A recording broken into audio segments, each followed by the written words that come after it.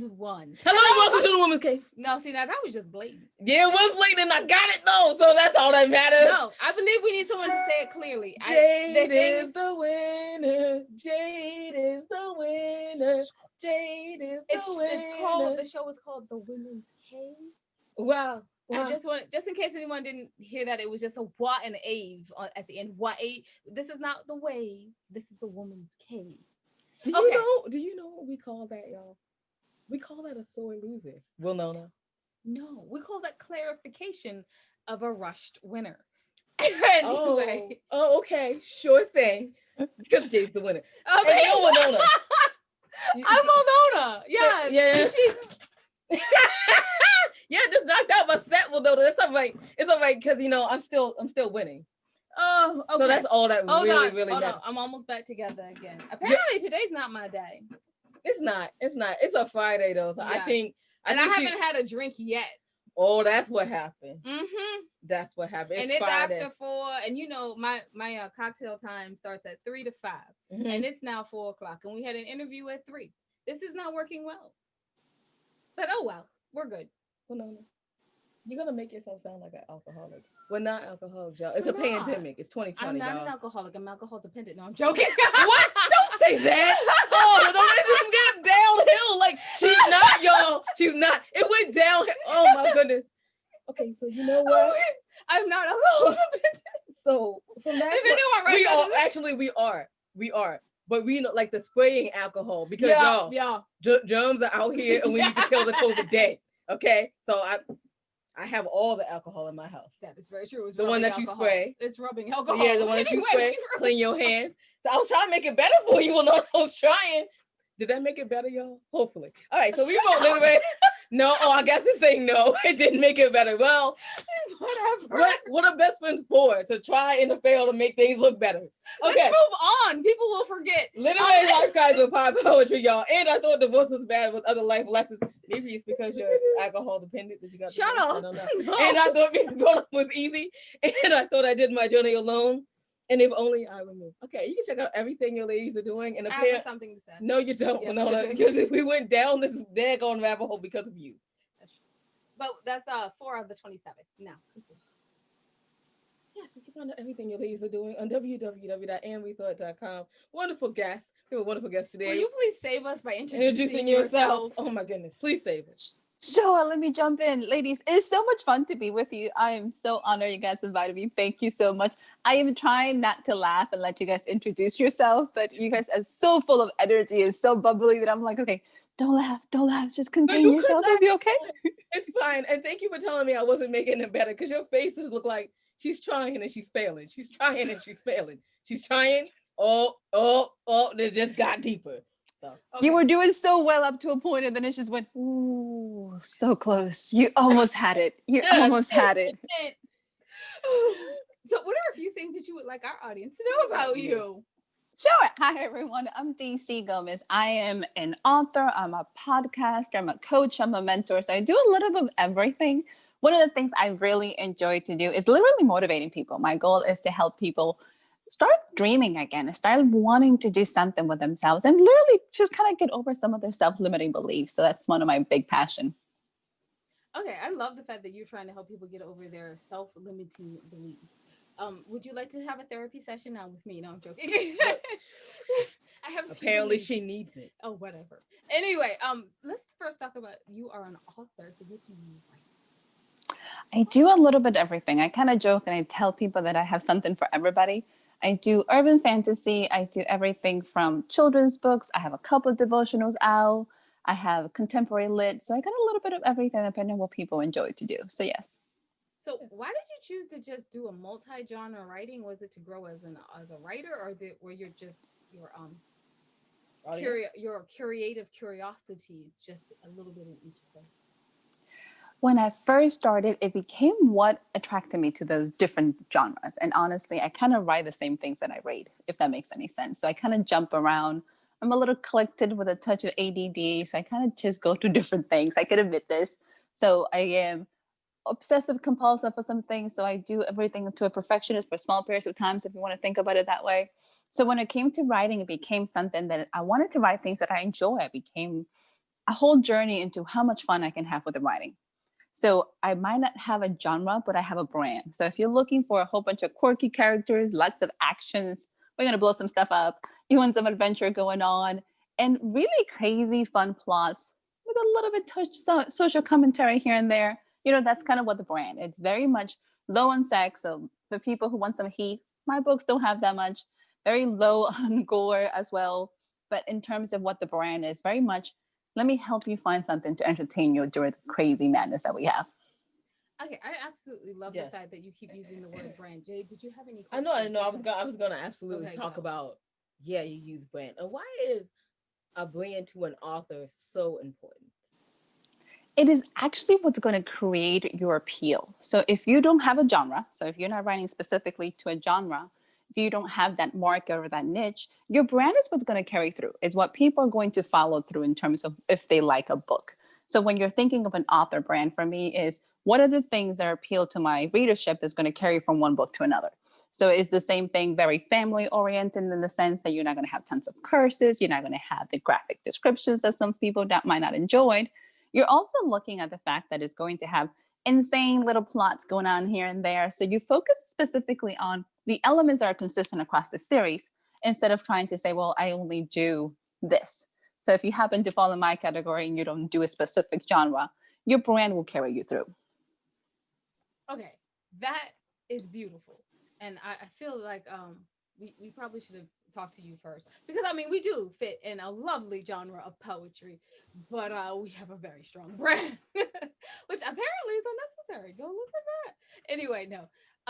What can we expect from you next? Like you're always jumping around, so I'm like, where are we heading to next? I'm in the middle of 3 different series. So all the people that have been following this series want their next books. So I have a contemporary lit that is a cat lady turns arms dealer. So we're working on book 2 of that.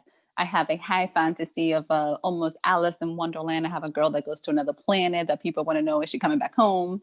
And then I also have currently working at post-apocalyptic. So I have a sassy little witch with a necromancer cat that I left them stuck in hell for the last book. And people's like, are they going to die? What are you going to do with them? So a little bit of everything that we need to move these series along because people are going, I hate you right now. Can we get back to work? So Oh my I goodness. love the cat lady. I think we need to talk book covers now. Yeah, we need to talk book covers. We need to talk about the book cover for the cat lady. And you're a USA Today bestseller. Like you didn't say that. Okay. You So first know, question is, how did you come up with the concept of your book covers? The second question is, when did you become a USA Today bestseller? What was going on in your life, and just tell us about the excitement. oh, those are very different things. So book covers, the cat lady book cover is absolutely fabulous. So when I thought about her is Southern Belle meets a little bit of action. So I have an amazing cover design and I had this vision of like, okay, think very cute, proper 50s kind of ladies and throw in some guns and some cats. So the cover is extremely perky and kind of fun that goes with it. The second one is in the same kind of theme. For the USA Today, we're going to flip right there. I did an awesome collaboration last year. So there was a group of authors that came together, and that was our mission. We wanted to make the USA Today bestselling. One of the things that I tell everybody is like, I've never worked this hard to promote my regular books as I did this collaboration. It was insane. Anything you can possibly think that could happen, like Amazon shut down our pre-release. So we lost almost 2,000 sales in the first week that we had to get back. Everything you can possibly imagine that could come together to make a group of people work like maniacs we did. And it was a blessing and God was good. So it worked out. I love the fact that like every person we've ever talked to, and they're like, "Oh, you're a USA Today bestseller." They're like, "I've never worked so hard All in in my whole life." life. Like it was And if crazy. I never see that kind of work again, I will be happy. Well, I don't think anybody tells you what it means specifically, because when you're thinking of a USA, a USA Today, New York Times bestseller, they're capturing a moment in time. And is that week worth of releases? How many books can you push out? And you're competing not just with new releases, but books that have been out. So whatever's hot for the last year, you're competing with that. So you're trying to get as many sales to possibly come in during that week so you can hit the list. And you're working. I think for the first time in my life, I started developing migraines. I'm like, I don't even know what migraine was. And Sunday night, I can't see, and I'm texting people and I'm still promoting these books. And you work like you never had before. And then you have a whole appreciation of the fact that you're like, This is not just the hustle. This is legit. This is a business, and you treat it like a business. You do. And you do what you figure out, like, and let's talk about a little bit about the business behind writing, right? Because everyone will tell you to do your to hone your craft, which is very true.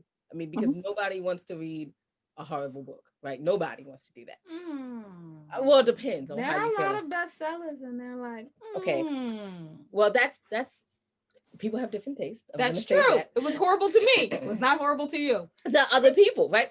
So everyone has different tastes, but then we need to talk about after we've done all of that, what's the business side look like? What's the marketing? What's What's the the kind of marketing? promotional plans that you would go for if you wanted to be a bestseller?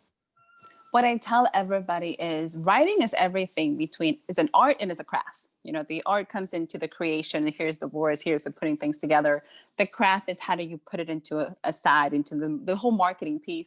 When it comes to the business, if you decided to go indie or even if you're traditional, you have a business. The moment you have a book, I don't care what anybody says, switch some hats and own it. You are officially an entrepreneur. You have to market this book. You have to treat it with the respect that you would treat a business. I think most people should say, well, I'm just a writer who sells books.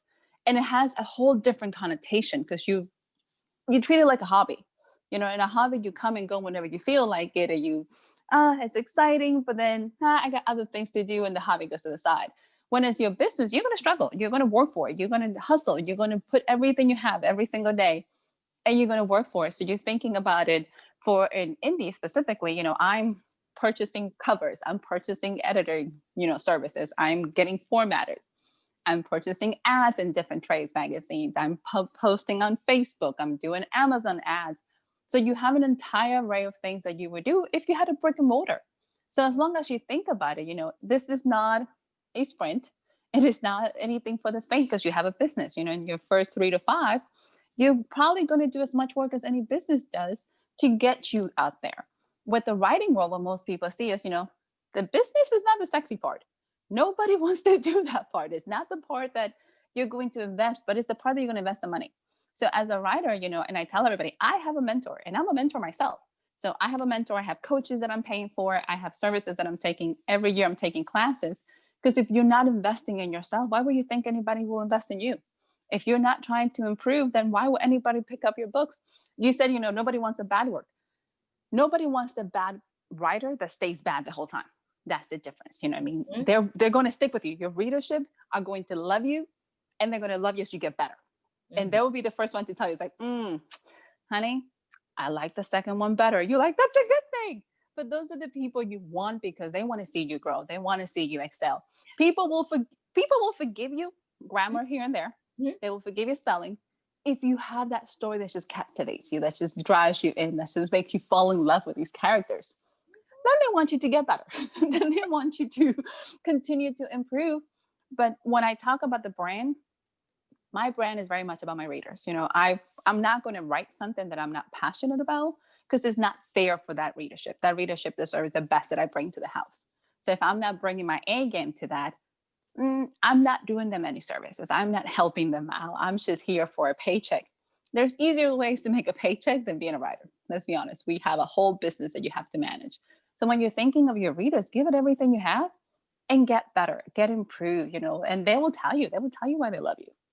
Yes, Exactly. absolutely. And I mean, as a person that loves series, you go into the first book going, it's probably not gonna be as good. Like you're reading it and you're like, oh, I can see like by the fourth book, this is gonna be amazing. And you just hang in there with them. You'd be like, all right, the second book was better. The third book was good. And now the fourth book, we're at great. We're at great. But you hang in there with them because you want to see these characters and then more that I get now that I get into more of the authorship and stuff, I'm like, I hang in there because I know how much time and effort someone has put behind this work. Like this is not something they just wrote like one day and we're like, here, all right, it's here. No, they went and designed their book. They went and especially indie authors, right? They went and they made sure all the formatting was at least decent. They made sure like when Amazon messes up on their Kindle thing, they're like, hey Amazon, I'm gonna need you to change all of my font to the same color. Thank you. Like stuff It's like a that. love. It's a love and it's a passion. And as one of the beautiful things which has changed the game now is Before you picked up a book and you saw the person's name and you went, okay, well, that's great. And you look for other stuff. Now you look for the person. You know, Mhm. now the game has changed where you're connecting with the people. And if the person doesn't resonate with you, you're not going to pick up their books, which is completely different. Think about 20 years ago. Nobody knew the personal lives of any writer. We didn't care. We didn't know where to find them. Nowadays, you know who they are. You can follow them. You have people that fall in love with you and then they fall in love with your books, which Exactly. is completely different than what we had before. Exactly. As we say, you are the brand. But that gives us like gets a good segue into your podcast. I was just about to head there. Jade, you're just taking all my thunder today. Go I ahead. know it's so beautiful outside. That's how I did it. I see that's how it is. Okay, I'm sorry. Continue. But you started a podcast. Now, out of this time that you have, you're writing books, three different series right now, and now you have to do the business, and then you decided to add a podcast. Why? And where do you find these guests? I decided to write a podcast because I needed something to tap into a different side of my brain. Let's be honest. I had finished my urban fantasy series, which is the Intern Diaries based on the Four Horsemen's. It was, by the way, book 5 is called Judgment Day, right before a whole plague hit the world. And I have been writing nonstop and I wanted a break and I wanted something to try. So somebody recommended, hey, you should do a podcast. And at the time I went, but I'm the person behind the camera. I'm the person behind. Why would I ever do this? Like, that'll be great. And I don't ask a lot of questions. I'm like, let me see what I can do. So I decided to do it's called Inside the Minds of the Authors. And honestly became how do I help the indie community? How I help authors, because you don't have to be an indie to be in the podcast. But when I started out writing a couple of years ago, really like 3 or 4 now, I wanted anybody to talk to me. I didn't care who. I wanted somebody to talk about this little book that I wrote that I wanted to share with the world, and nobody would. Like nobody wanted to hear about it. You were not known. You didn't have a following. You didn't have this stuff. So when I wrote the podcast, it was all about finding passionate authors who want to come talk. And the goal is literally come and hang out. You're sitting on my couch. It's literally a whole conversation. And let's get inside your mind. And the way the podcast is set up to give everybody an idea is I wanted them to read a portion of the book. So here's why. I've been in panels and I've been in shows and we're talking about these books that nobody has a clue what they are. You're taking my word for it. You have no idea if you're going to like the book. You have no idea what we're talking about. But we're having this in-depth conversations about this. And it's like, here's a minute of this book that you never heard about that you have no idea if you're ever going to like, but we're going to discuss it. So I wanted them to actually, I'm like, let's get all on the same page. Here's a piece of their book. You can get an idea if you like it and you can decide no. Then we talk, but then we have a conversation with the authors and it's just tell me about you. So I get to interview some passionate, amazing authors. I think I'm up to like 45 now. And you ask me, it's crazy because you asked me when they come and I was like, I wanted a topic that I could talk about all the time and I wouldn't get bored, right? Check, that's fun. I love authors. We hang out all the time. Then I was like, do I have enough friends that I will be able to keep a podcast going for years? How many authors? So I made a list of all of my friends. I'm like, I'm just going to hit them up and be like, hey, do you want to be in it? And for the first, I want to say month and a half, that's what happened. And then out of the blues, I'm like, I have still a list of people that I want to call. But now I get calls from all over the world. It's like, hey, can I be in your podcast? And I had that moment. I'm like, on purpose? You want to do what? You want to be my show? Yeah. Thank you. I had the look. So recently somebody's like, do you know you're an influencer? I'm like, no, I'm a writer. What? I'm a what? Say what? Again? So yeah, so now I've had the honor of interviewing people from India to Australia, had some in Canada. So it's been crazy and so much fun. I had a couple interviews I did. He's in the UK. He's like, I'm a blind author. And I was like, you get a lot more respect because I struggle and I can see what is this? So I have a little bit of everything. It's exciting. That's amazing. I remember when we first started and getting that the UK and the Australia. Oh my word. Man, I think the time zone. We did. Kill you. we would wake up on a Friday and you would start with Australia and then go to India area and then come across the Middle East and then you go to Africa, then you go to the UK and then you come from the UK and you hit the East Coast, the Central Standard Time, and then the West Coast and you're done for the day. That's 6 o'clock. You started at about 2 a.m. It's a whole day. It's a whole day. And you just keep rock them out and you're just like, wow, this is amazing. But you never get tired of hearing the stories. Anyway, the point that I was bringing up is my narcissism question. I did all of that, talking about me to ask my narcissism question. And Ooh. we need to make some ding. Like I'm telling you, we need music. Like ding ding ding ding. So my narcissism question, sincerely, is so when are you getting inside our minds? You know, Joking. of You the don't have to. Oh. yeah. Okay, so yeah, we really need like the ding ding ding ding thing, so people will know they don't ever have to answer those questions.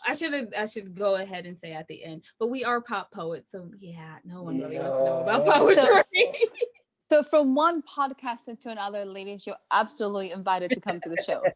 And the best part, I finally got automated because one of my girls is like, "Why don't you have automation?" I was like, "Oh my god, what does that mean?" So I'll send you guys a link. Let you know. Sign up. Let me know when you guys have some time. Oh my Oh, this goodness, she baby got so- automated. Yes, you got automated. I'm so excited for you.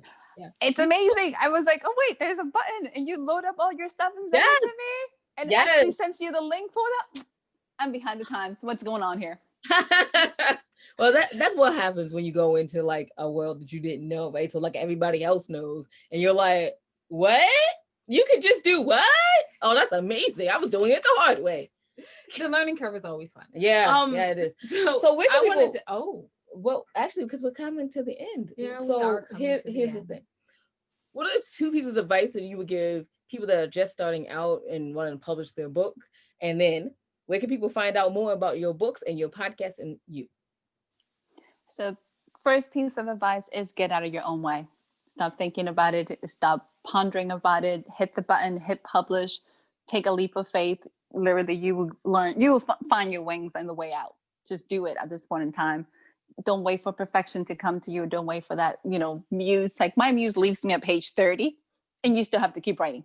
So at this point in time is, get out of your way, take a leap, do it afraid, but just do it. It is an amazing journey that nobody is going to change. Nobody's going to take away from you when you hold your first book in your hand and be like, oh, I did this. Is that feeling nobody could ever change. So that would be my advice about any aspiring writer is be like Mikey, just do it.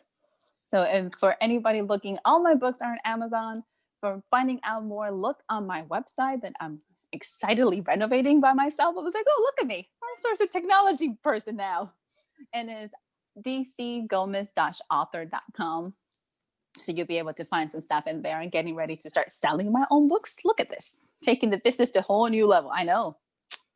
So we're getting.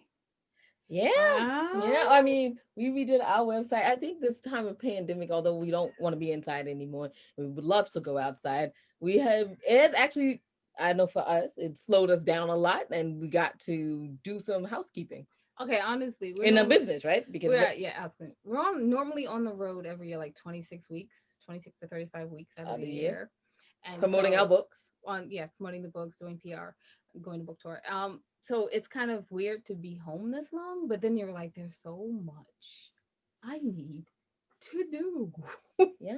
Yeah. It So, doesn't end. The more you do, the more you realize, wait, that has to get done too. Oh, yes. I'm doing audiobooks now. I'm like, oh yeah, that has to happen too. Audiobooks. Put that on my list of things to do. Okay. So after we get after we finished, get finished, we got some we'll people. We'll talk about audiobooks and what to do. Yeah. Well, we want to thank our guests for coming on today. And tell us one more time where we can find Yes. out more information about you and your books and your podcast. Check me out at dcgomez-author.com. That's the website. You can find dcgomez.author on Facebook. You can find me on Amazon. Instagram is dc.gomez. So pretty much, and you can find it's easy because I have the same cheesy face all over the place. Same picture. You can't miss it. It's just me just cheesing out with fabulous afro, by the way, ladies. My hair was kicking that day. So you cannot miss that picture. So yes. Absolutely. Jade, would you like to wrap us Absolutely. up? Don't forget about the podcast. Wow. All right. You can find out everything your ladies are doing on www.andwethought.com. While you're there, take a moment and peruse the home page, and you can find the other podcasts on there and what we have been up to lately. But more importantly than all of that, please take a moment and go to the ladies tab. Go down to the middle and see the charities that we probably support. And hopefully you can support them too. And if you can't not support them, maybe you could just add them on social media or send them a kind email and say, thank you so much for doing this wonderful work in the world, because we all need encouragement, even the alcohol dependent Winona. Really? Yeah, I had to bring it back up. I had to because you were like, "Don't forget about the podcast." You thought I was gonna let that slide. Those are lies. Hey, I feel like I'm you were joking. eating it. I'm joking. She's not alcohol No, dependent. I'm not. She's not. But I had to. I just had to bring that full circle. Feels good. Closure. Okay, so just remember, y'all, that wisdom is all around you. If You're open to finding it and accepting it. I really wanted to add it's on something peace there. and love. Peace and love, you guys. But- From Will No. And Jade, bye bye. Oh yeah, thanks for listening.